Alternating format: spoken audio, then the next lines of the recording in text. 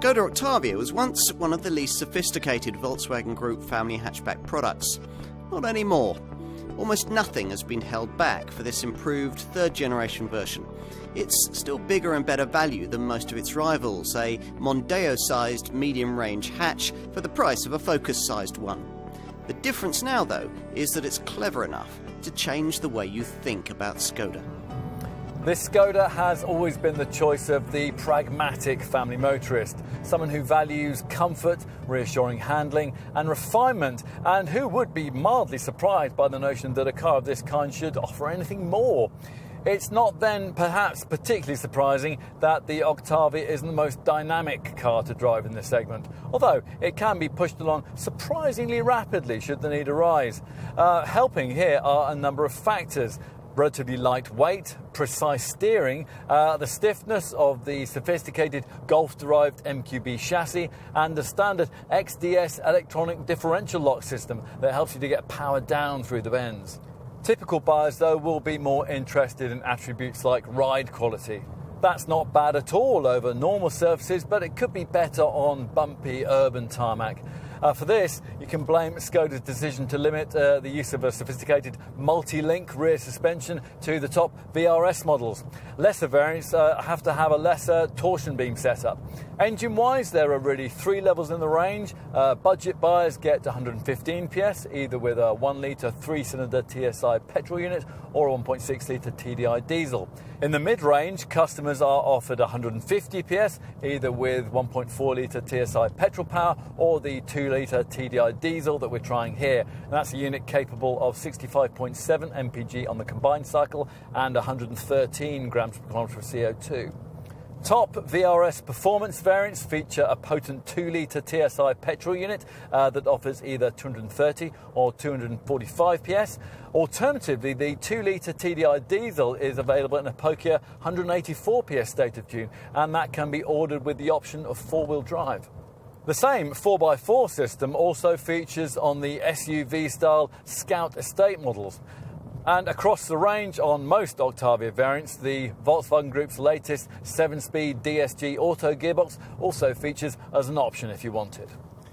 For most of its production life, the Octavia model line has always lacked a bit of street-side presence. With this revised third-generation version, though, the Skoda designers have decided to put that right by giving the front end something of the look that was first seen on their Kodiaq large SUV. Not everyone likes the overall effect, but we think it delivers a kind of distinctive character this Czech contender has long needed. Aside from that, the recipe is as much as it was before. Buyers offer the choice of hatch or estate body styles that all are small but significant amount larger than most other cars in the Focus family hatchback segment. Time to take a seat inside what we're promised will be a much improved interior, and sure enough, that's exactly what's been served up here.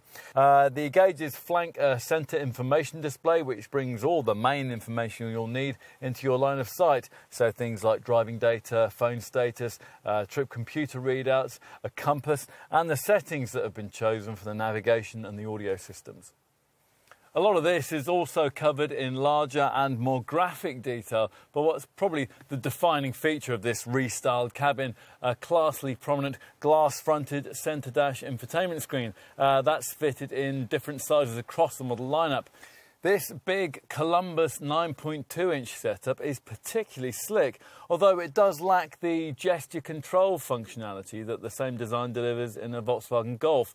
That's no great loss, though.